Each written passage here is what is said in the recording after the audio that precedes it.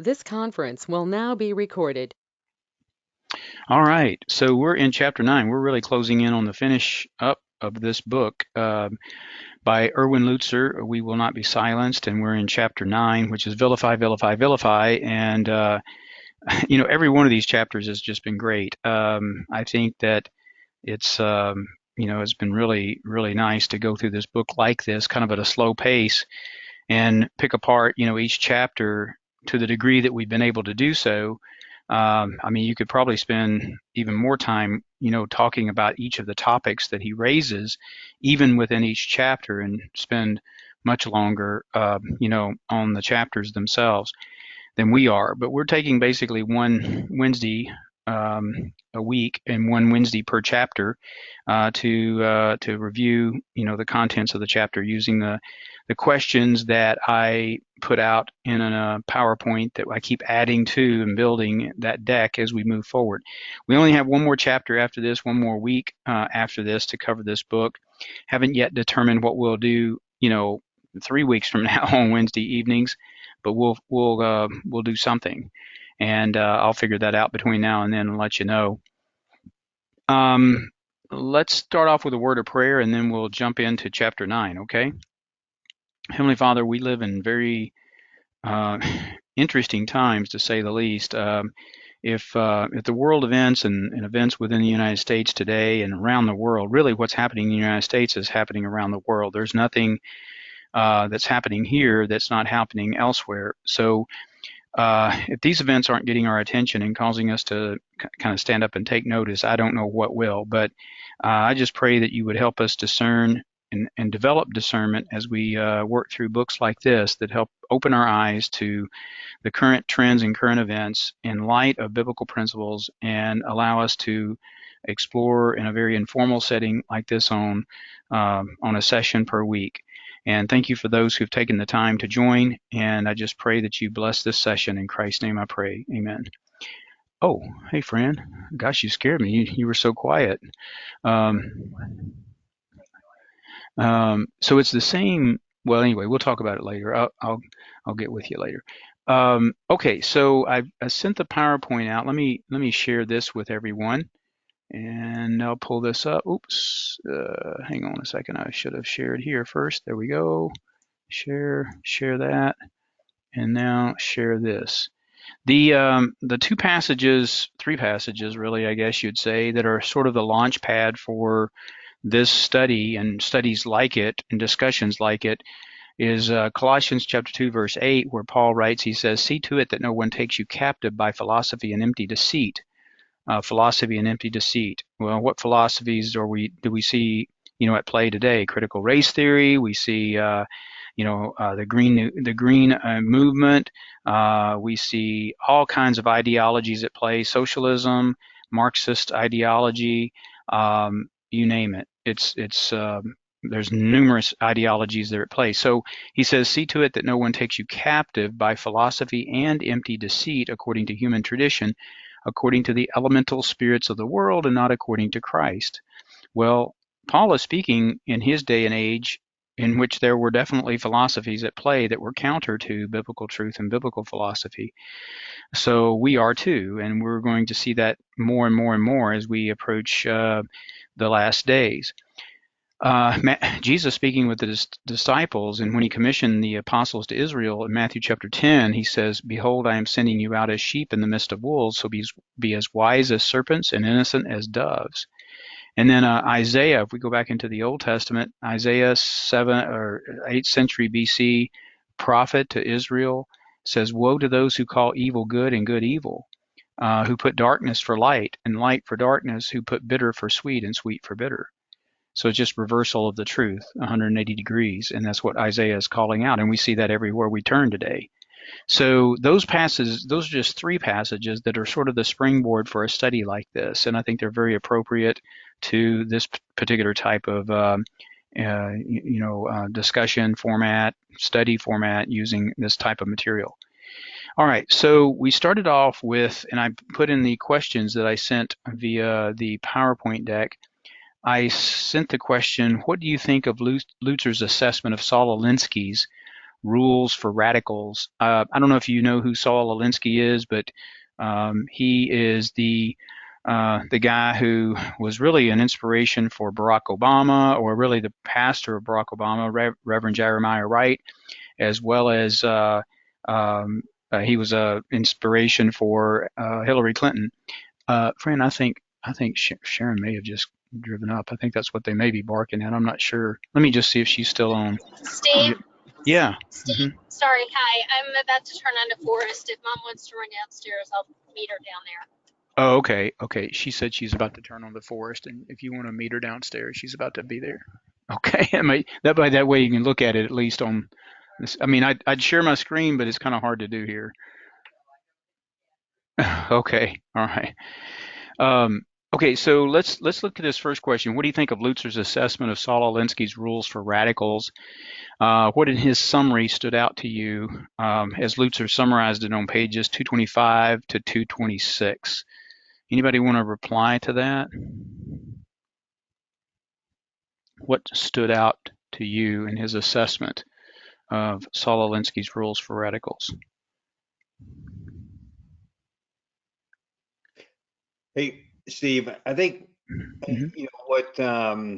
what makes it so effective is how their argument is personalized, and he kind of emphasizes that, that they don't they kind of change the target from the whatever ideology it is to the actual person, and so it becomes very personable, and so it becomes a great risk, particularly if you're a person that's in the public forum, or in a leadership position, to be vilified, Mm-hmm.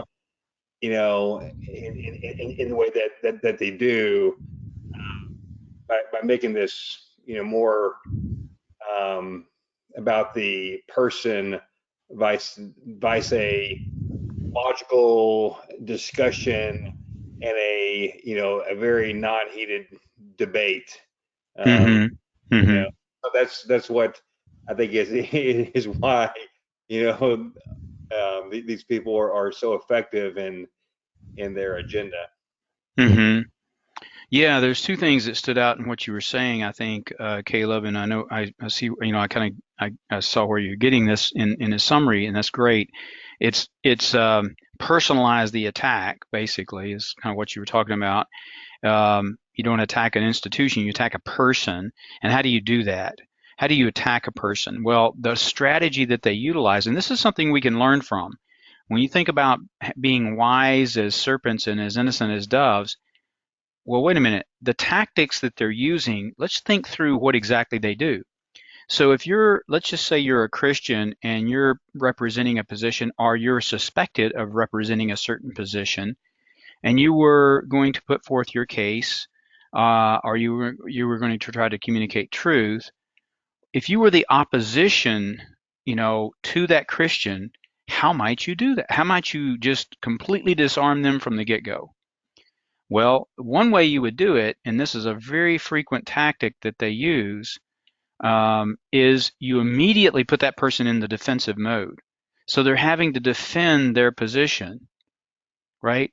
So what does that do? It takes completely the offensive side of whatever they might have been putting forth. It takes them completely out of the offense and puts them in the defense, where they're having to defend the integrity of their self. They're having to defend the integrity of their position. They're having to defend the truthfulness of what they're saying, or their claims that they happen to be making. So they have to haul out all of this evidence. And who has all of the evidence at their disposal at every minute of every day to address every single issue that's at play in our culture? No one has that kind of stuff at the ready, just at a moment's notice. Now, if you're going into a particular scenario where you've had a chance to prepare and you know exactly what the topics are going to be, that's a whole different discussion. That's a whole different issue. I'm talking about in day-to-day encounters. Let's imagine that you're You're in the public as a Christian. Maybe you're serving in government in a high government office. Maybe you're serving in a corporation at a high level. Maybe you're serving in a pastorate, in the church. Maybe you're serving in education, at a high level, or even a teacher level. And you take a stance on a particular issue, and you take a biblical stance on that issue, and immediately, instead of asking you for the rationale for your stance and you being able to set forth your case, the very first thing that happens is you're getting attacked ad hominem. That is, you're getting attacked personally. You're a racist. You're a bigot. How can you hold such a position that's so bigoted? So immediately the charges against you are putting you in a very defensive mode, and now you're having to defend your integrity. So it's totally distracting from the objectification, like you were saying, Caleb, the objectification of the issue and the ability to sit down and say, let's reason together. There is no reasoning. There's there's no way. And this is when there's no ability to reason, when you have a person or a group attacking you or attacking the biblical truth in such a way, I believe that is the scenario that Jesus had in mind when he said, do not cast your pearls before swine. Because you can't reason with people like that. If you cannot reason, then there's really no basis for having a discussion. There's no appeal that you can make to any standard of truth that both can agree to and say, okay, on this basis of standard of truth, here's the principles that emerge, and that's how they conflict with the positions that are being espoused here. Let's work this out. You can't do that. So I think your point, was well taken, Caleb. I think that's exactly what's happening, and I think we can learn from that. And here's how we can learn from it. I think when we go out into the marketplace of ideas and we find ourselves in those positions where we are going to have to stand for truth, and we have to take a public stand for truth, we're kind of forced into a corner. We have to take a stand for for truth. We have to take a stand for truth. If we find ourselves in those positions, instead of first to trying to just reason, forget it. Use their very tactic against them, and find an inconsistency and ask them the question, how do you deal with this point of hypocrisy? Think ahead of time if you can. What is it that how can I put my opponents in a defensive mode? I mean, Jesus used that technique. He used that technique all the time with the Pharisees. So we have to learn to be wise as serpents and innocent as doves, just as Jesus taught his disciples he was commissioning as apostles to Israel. We have to be that kind of wise, and we have to use those techniques, that they are using against us. We have to learn how to turn them completely around. And I think if in the lie that is held by those who are, that we see, all the time attacking Christians, attacking those who are standing for truth. The lie that's embraced by them it's fraught with hypocrisies, with contradictions. And whatever that relevant contradiction happens to be, call it out and say, how can you support that? And now they're in the defensive mode. So as an example, the whole issue of our border right now,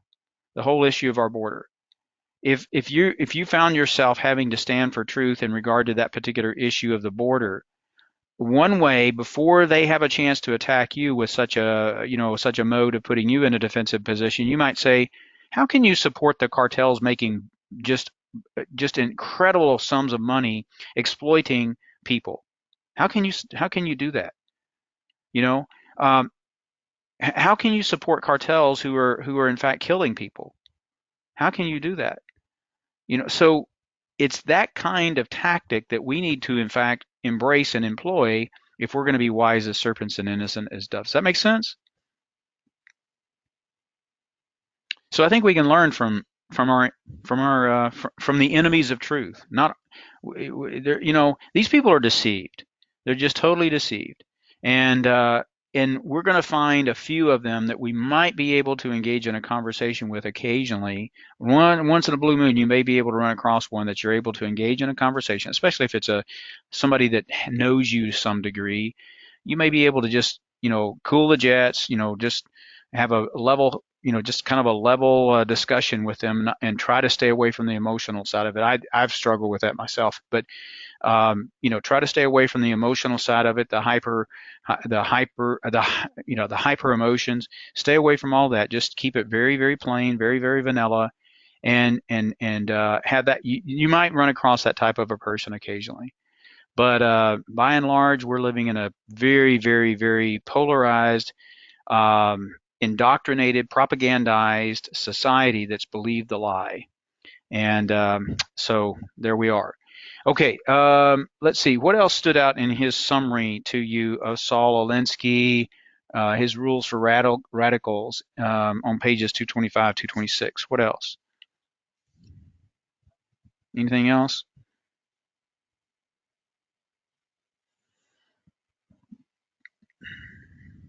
Well, I thought one thing that was worthy of note, I've heard this from other sources as well.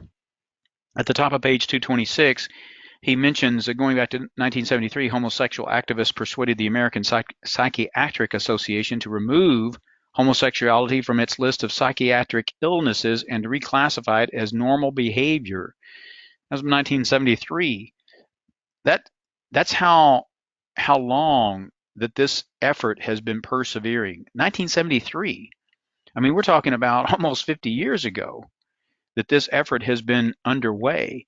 And just look at how long and patient that Satan really, and with his evil ideologies and lies, has been patiently executing a strategy to undermine the very foundations of our society and our culture and our country. He talks about this. They persuaded the American Psychiatric Association to remove homosexuality from its list of psychiatric illnesses and reclassify it as normal behavior. This change was not made on account of scientific data, but because radicals planned a systematic effort to disrupt the annual meetings of the APA. And what did they do? They certainly did. And if you look down, second paragraph here, the result, a scientific society it ended up, as a result of the pressure that they applied, the scientific society ignored empirical studies and yielded to the demands of a militant group. Through this one action, the gay movement let it be known that intimidation would replace research, science, civility, and dialogue. Bullying would overcome any obstacles in their path. And then he mentions David Horowitz, and David Horowitz passed away, I think, in 2019, but he's written a lot of good books. He was a conservative commentator, wrote a lot of good books, I believe he had a radio show, quite a prolific writer, and pretty much he was on top of all this stuff until the day he died. He said in Dark Agenda, the left has no conscience or restraint when it comes to destroying people who stand in its way. The war began with the removal of the religious presence from American public schools. Since then, it has only grown more divisive and intense. He is not even a Christian, but he acknowledges that the war began with the removal of the religious presence from American public schools. I think that was interesting. He says, Lutzer says, the radicals are viscerally intolerant of anyone who does not agree with their view of tolerance. This is where we can be tolerant, but we can't tolerate the intolerant. Because if you tolerate the intolerant, then you're going to basically be a floor mat. You're going to be stepped on by them left and right. You're going to be, well, you'll become the subjects of Nazi Germany. The last paragraph there, arguments about natural law, questioning the wisdom of letting homosexuals adopt children, arguments in favor of the traditional family, none of these are up for discussion. Their argument is simply stated. Those who oppose any aspect of LGBTQ rights are bigots, and bigots deserve to be ostracized and, if possible, punished. Slander and intimidation are more powerful than rational discussion. I don't know if you heard or saw the segment on Tucker Carlson last night, but he had two women who are mothers and who have children in school, and the children in school, I don't know I can't remember what ages they are, but I got the impression, and I had the impression in my mind, somewhere in the elementary school range, maybe what we used to call junior high. I don't know what they call it now, middle school or whatever. Maybe that old, but nevertheless, the parents had started asking some questions about what was being taught, and was critical race theory being taught. And for the very offense of asking questions, the school administration took it out on the students.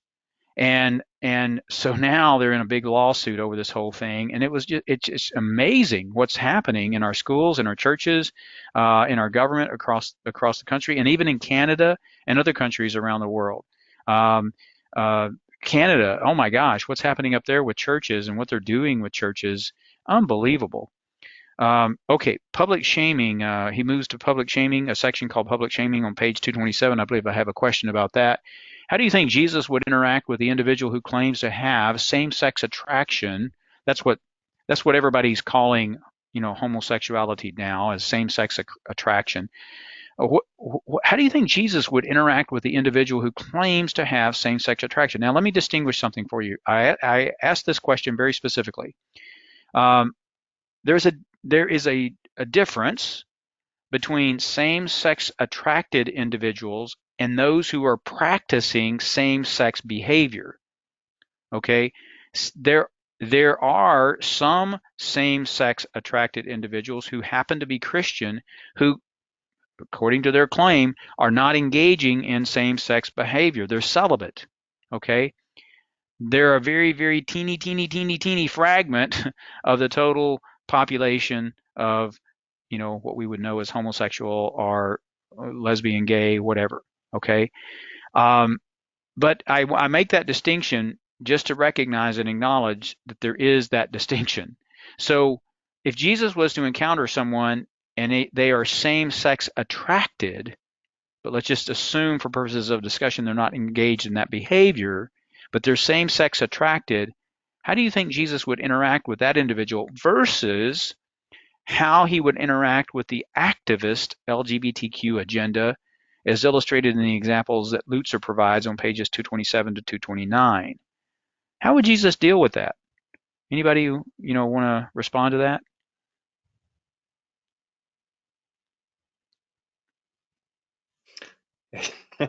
Hey, Steve. So Mm-hmm. let me respond to your question by the way that I read it originally, and Okay. I think that it'll be somewhat close. But anyway, but the way I read it was like you had there's just an individual that had kind of gone off track, and it was you know, attracted to same sex and may have been practicing that or may have not, vice a, entire organization or activist group, promoted towards this agenda. Mm-hmm.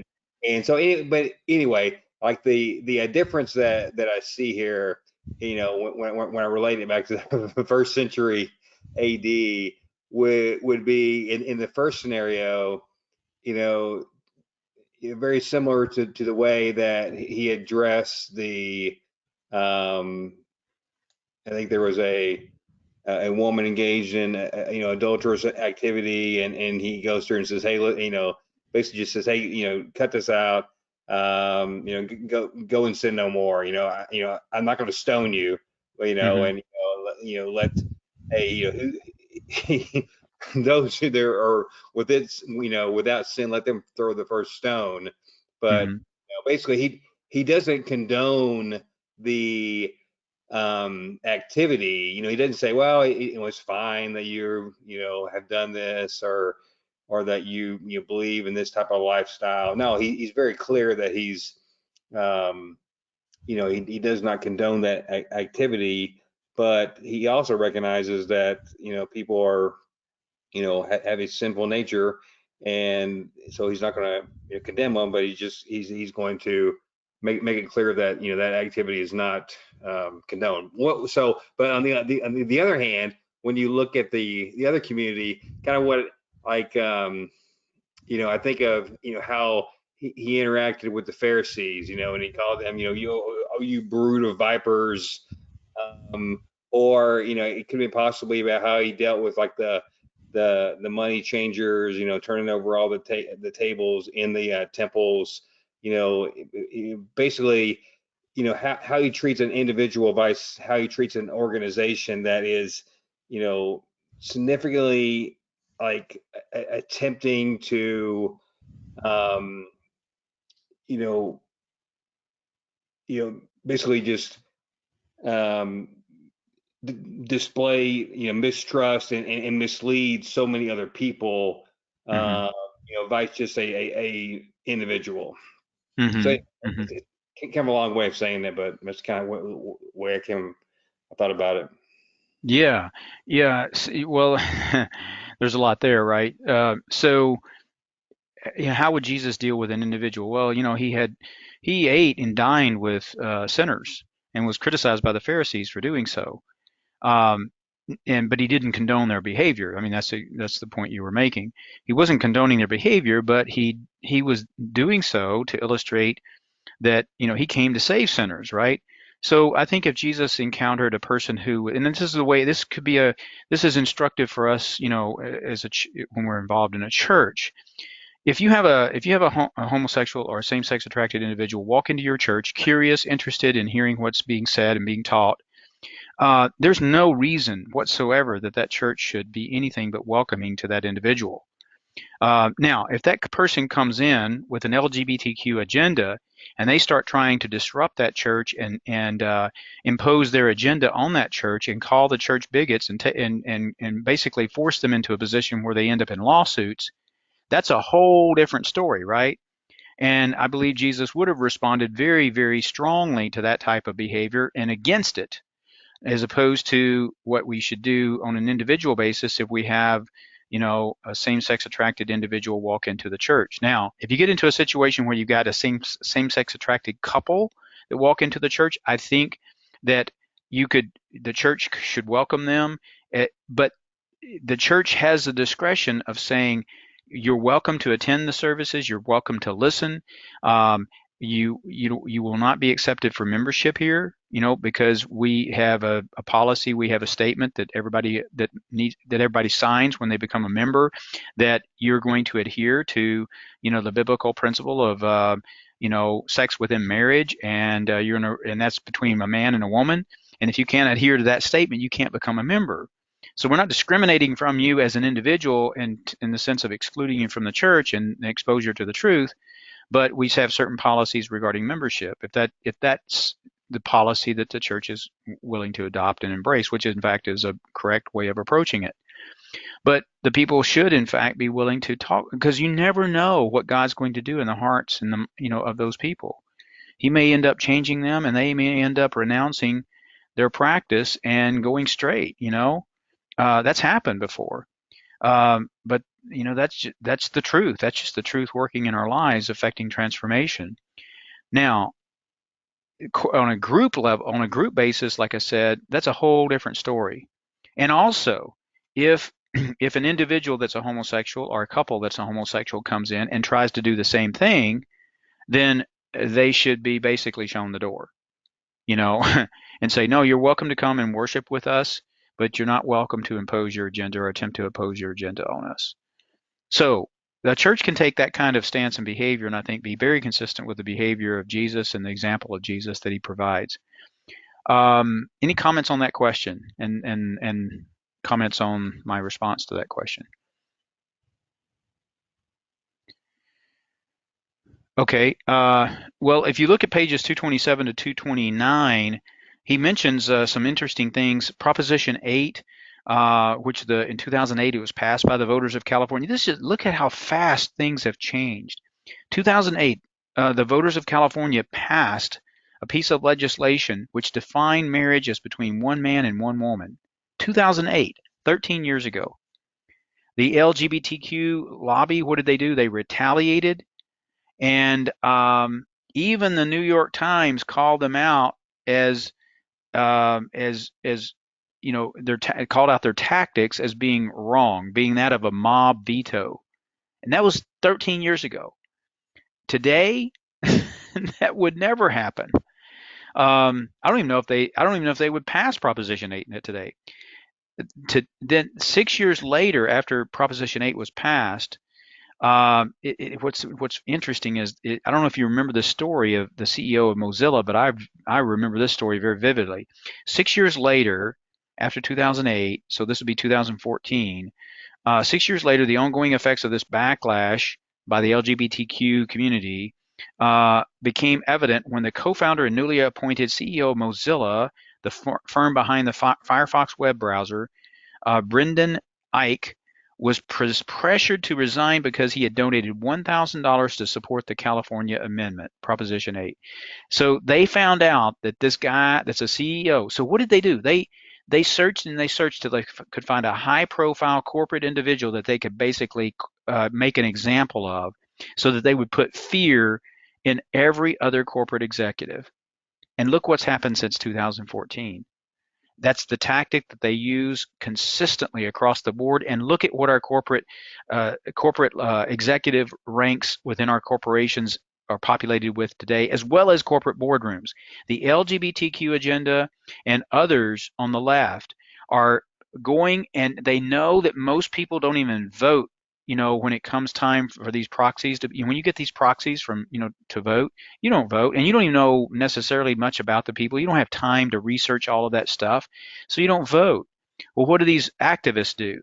They come in, they obtain enough voting capability to where they get one of their representatives on the board, their activists on the board, and then they may get 2 or they may get 3. And then what do? They begin to take over that corporation and impose their agenda on that corporation and install and make sure that the executives that align with their agenda gets put in place. And corporation after corporation across America, that is happening.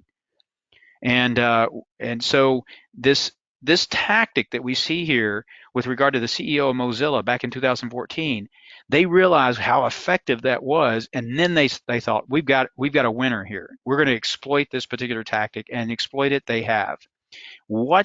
Keep your eyes peeled for what's happening in the corporate boardrooms across America.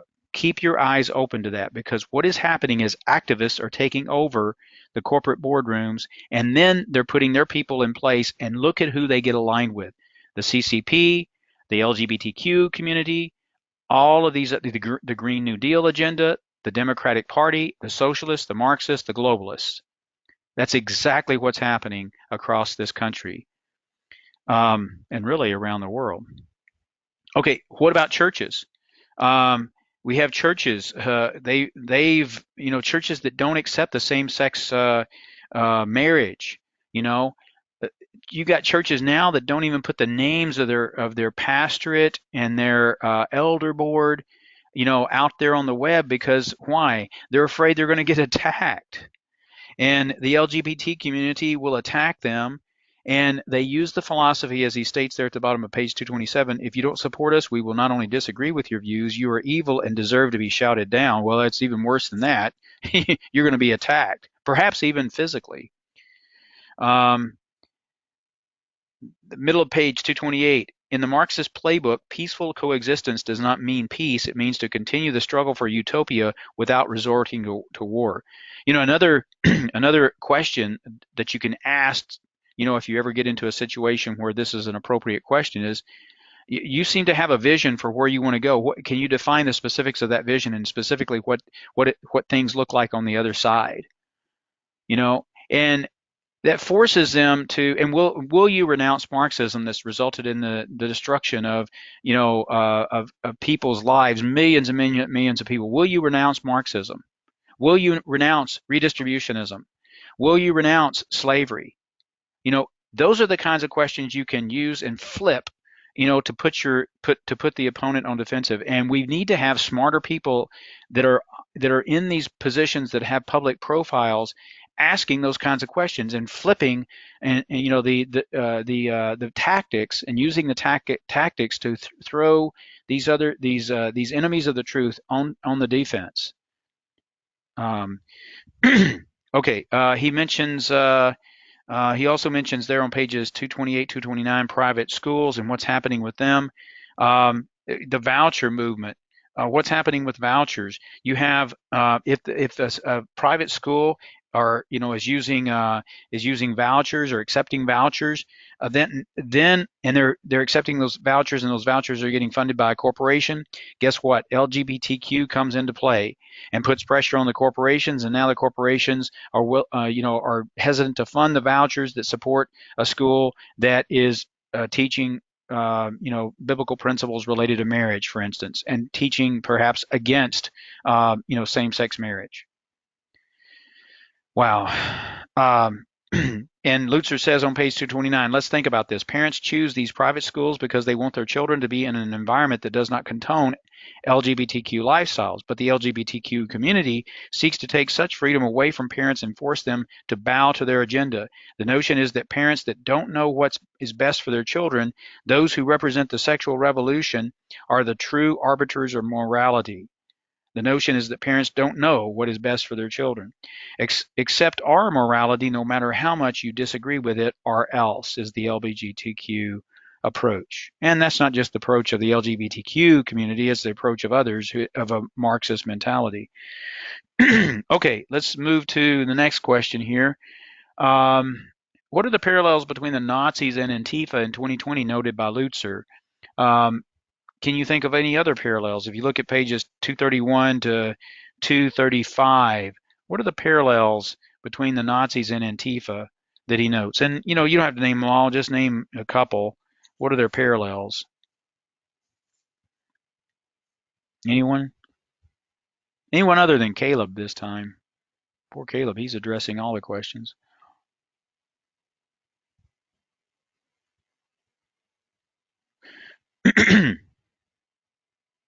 Well, if you noted at the bottom of page 231, he quoted from the Jerusalem Post headline from an op-ed piece that appeared June 18th of 2020, and then the op-ed piece was entitled "The Looting and Muting of America," and it began, "America, I'm worried about you." Then, after a description of the riots that occurred after George Floyd's death, the author continued, "Extreme as it may sound, when I saw the scenes of hundreds of store windows smashed and wild gangs of hoodlums allowed to rob at will as law enforcement personnel stood immobile on the sidelines, I could not help but think of the image of Kristallnacht, 1938.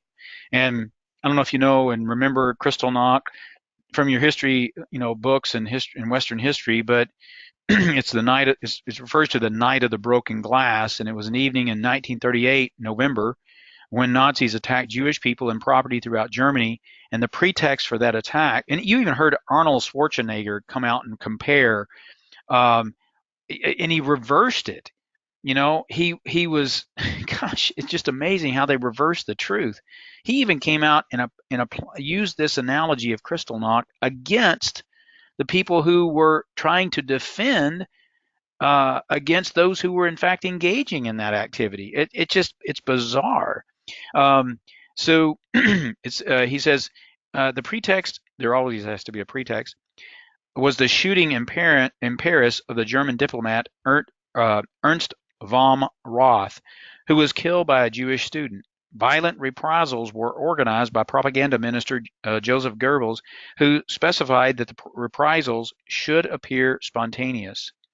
The Gestapo chief Heinrich Müller sent a telegram to all police units letting them know what was going to happen and said these events were not to be interfered with. Fire departments were told to let fires burn. Mobs killed Jews and vandalized businesses as the police and politicians watched. So here's Antifa last summer, if you recall, Antifa and BLM engaging those very same type of tactics and activities, and the police had to stand by and watch it burn. Because the vilification of the police, the failure of our justice system to properly defend the police and prosecute these criminals, it's appalling what happened. And it was very analogous to what was happening in Kristallnacht back in 1938. I mean, we're not that far, we're not even a century removed from 1938, and yet we see the same thing being repeated over again in our own country, of all things. I don't know if we'll make it to 2138. I really don't. Okay, let's look at, let's see, 223. Okay, yeah, 233 rather. Oh, and he says at the top of page 233, he says, how will this political movement accomplish their objective? By using the same tactics as the Nazi SA, Hitler's brown shirts, who disrupted meetings, halted free speech, and caused mayhem. No wonder one observer said that they claim the unlimited right to police America's freedom of speech, using violence and illegality to destroy anyone left-wing activists consider racist or oppressive. Perhaps the only difference is that Hitler's SA wore brown shirts and Antifa wears black masks. I don't know if you heard it, but just a day or so ago, Biden came out talking about how they were going to now start sending people into neighborhoods, knocking on doors to see if they've been vaccinated. I don't know if you heard that, but that's coming. And don't be surprised if they don't start also trying to confiscate your private property, i.e., your guns. Let's see. Oh, and then not only that, but look at where he's allocating millions and millions and millions of dollars. He's requesting allocation of, or he's requesting a lot of funding to increase the size of the IRS. What does that sound like? Let's move on. Who is David Horowitz, and how does where he lands and his understanding align with a Christian perspective? Pages 236 to 238. You go to pages 236 to 238, you will see, yeah, here we go. David Horowitz quoted a number of times.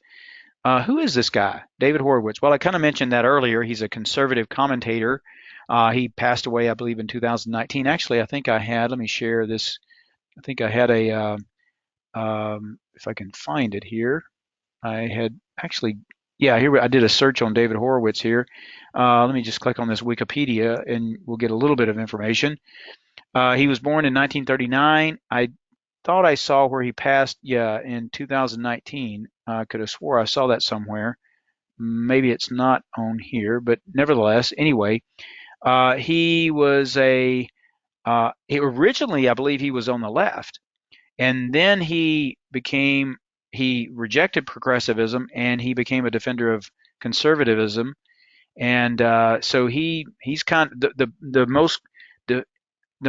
best defenders of the Constitution, the best defenders of the principles that align with biblical truth in regards to civil government are those who have come from the left and have basically realized the error of their way, and now they have embraced truth-based principles. It's really amazing, and David Horowitz is one of those types of individuals. So he's written a number of books. Let me see if I can scroll down and show you the books that he has written. If they have it in here, they generally do. Works. Yeah, here we go. The Free World Colossus, a critique of American foreign policy in the Cold War. That was written back in 1965. More recently, The Enemy Within, how a totalitarian movement is destroying America. I think I've seen this in movie form, if I'm not mistaken. Maybe I'm confusing it with something else, but this book I've seen this book mentioned numerous times. Dark Agenda, The War to Destroy Christian America. Another book that I've seen mentioned a number of times.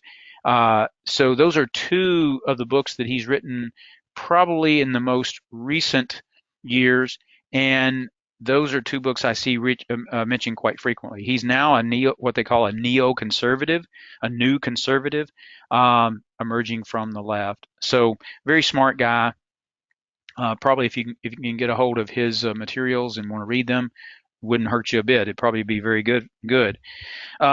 He talks about on pages 236, roughly 238, something like that. Yeah. He makes several points, or Lutzer refers to several points that he makes, and those points align with biblical principles. Anybody want to take a stab at identifying one of those and just kind of commenting on how it aligns with biblical principles?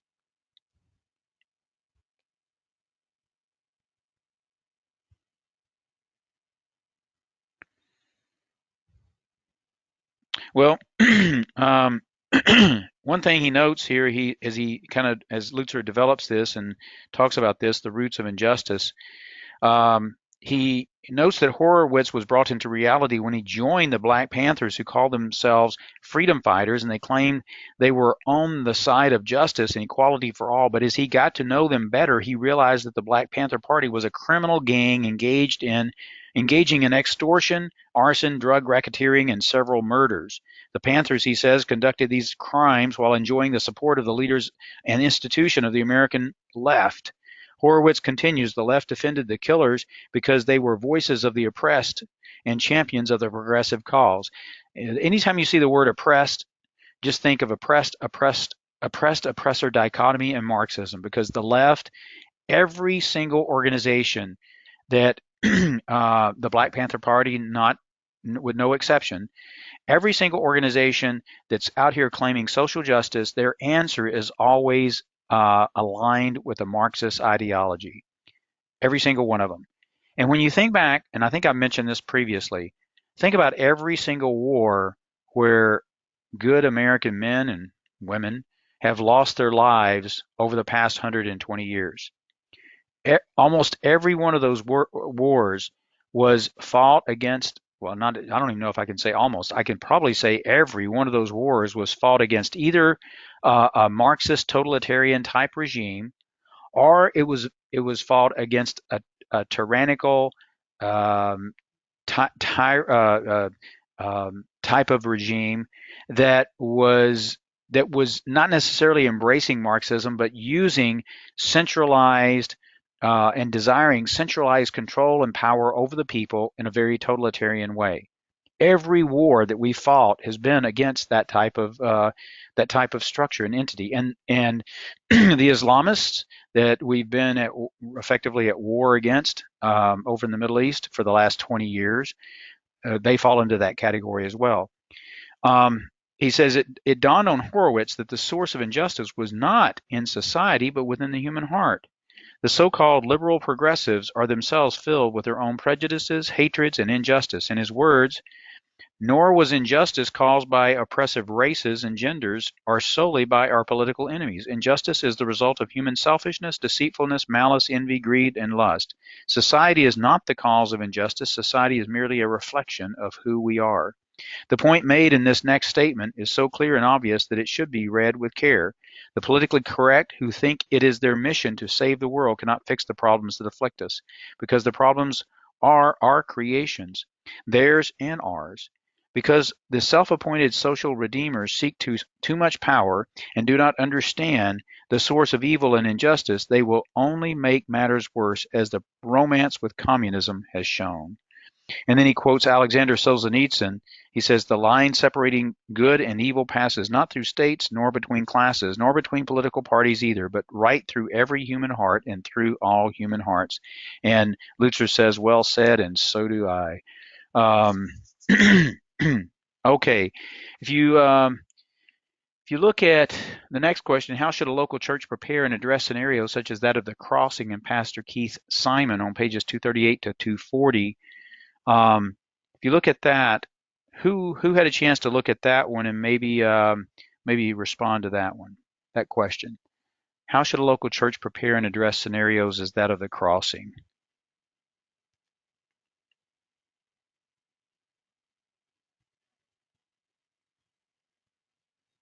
Well, what he notes is in Columbia, Missouri, this particular church went from being a cool place to worship, so in quotes, to being branded a church of bigotry and hate.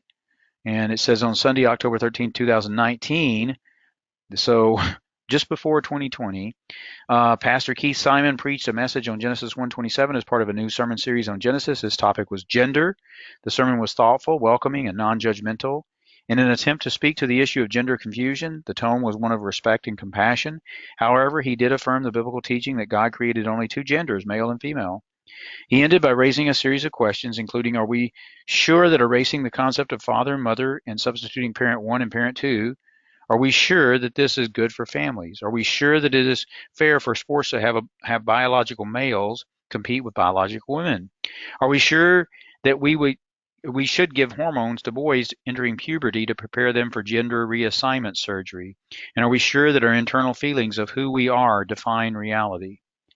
Normally, such a sermon would not only be expected in such an evangelical church, but would be accepted as consistent with Scripture and biology. Nothing unusual so far. But by Monday, a social media firestorm ensued, and the surrounding community was thrown into a polarizing debate.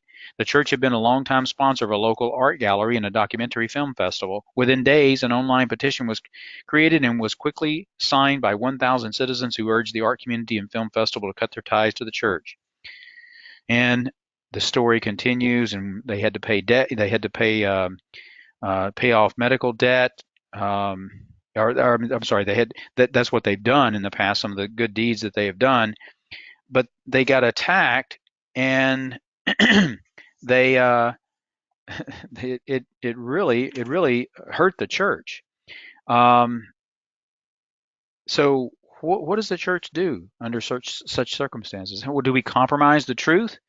Or do we stand firm with the truth and prepare our congregants, leaders in the church, should they be preparing their congregants for what's going to happen or what could possibly happen? And I think the latter is the proper way to go. And if the congregants are not willing to take a stance and be willing to stand for the truth, that's fine. Find that out early, because you don't want to build a huge church around people that are going to cave. I want people that are going to stand and stand for the truth. And if you're going to build a church, build it with people like that and let them know.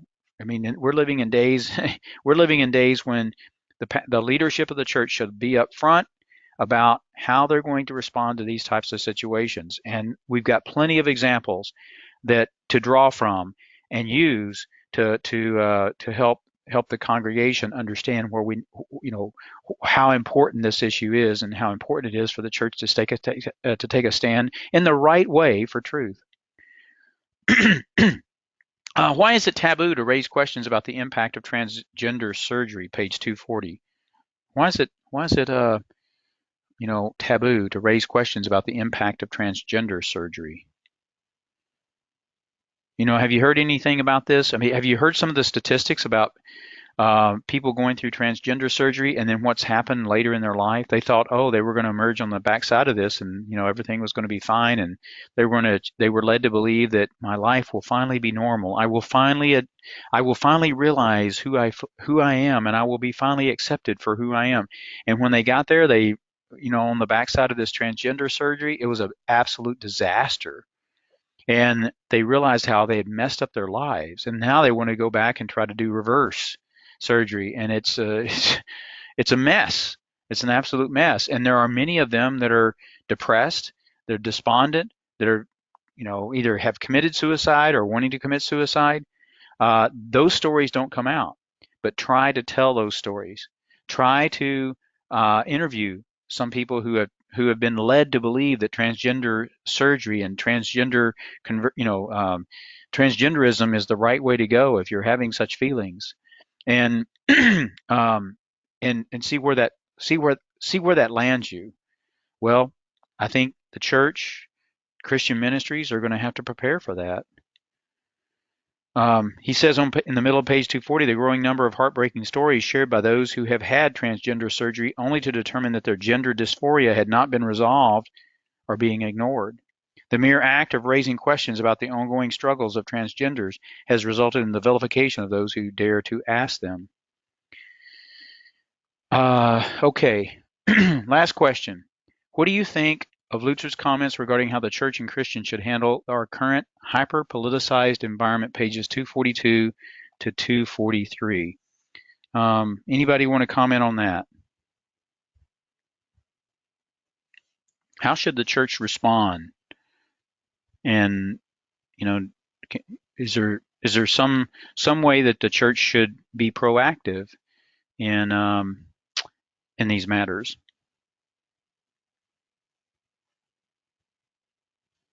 Anybody? Yeah, Steve, I think just whether it's the church or someone maybe involved in politics, or they could be involved in some corporation. I think it gets you kind of got to use the opposite of approach, for what the activists are using as other people, and you can't attack someone personally. You have to treat these people with dignity and respect, and really go after the ideology, vice the person, and attack it from that viewpoint. Sure. You got to come across as as compassionate, and it's a tricky like dance through the minefield to tackle a topic like that. But I think that you can't come across as operating from a position where you're on a pedestal and you're just being very preachy. You gotta Right. treat it from just dignity and respect kind of perspective. Oh, absolutely. Yeah, you absolutely have to. There's no doubt about that at all. And we should. I mean, the problem that we run into is, and this is the dichotomy that we've talked about in the past, how we treat individuals, as a Christian, how we treat other individuals should be with the utmost respect and the utmost deference, and if we go the extra mile in being polite, to them and with them, and in your engagement with them, go the extra mile in being polite. Well, what that's one thing, and that's the interpersonal, interaction. What we run into, and what we're coming up against, though, is if you have a private school, if you have if you even your own home and your family, and your church, and where you want to have your money go to, when it comes down to all of those things, the organizations that you're involved in, corporations that you're involved in, how do you as a Christian, and how do Christian organizations respond to the pressure to conform to a particular agenda that's anti-biblical? That's where the battle's at today. And then that carries over into our interpersonal relations.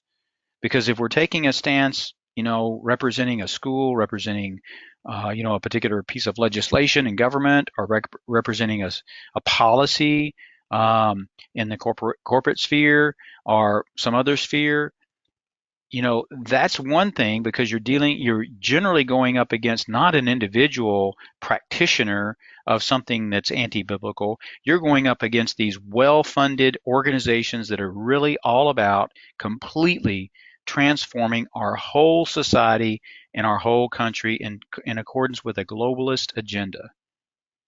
That's what we're up against.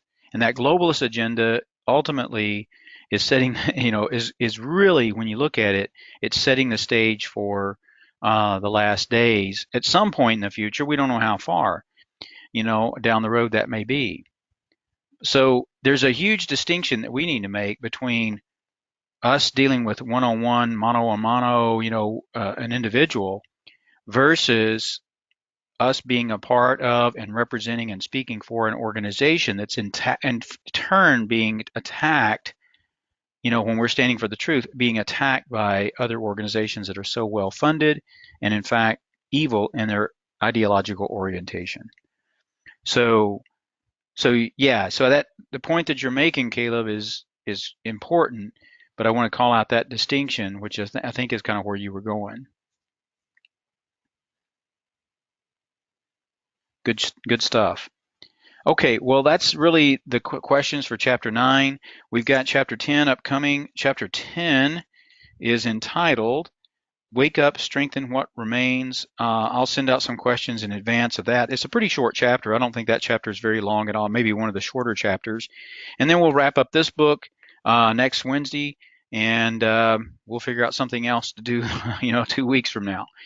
Thanks, everybody. Let me close out in prayer. Heavenly Father, thank you for this discussion and this review of this material. It's very vital for us to have this. Thank you for everybody's attentiveness and involvement and engagement.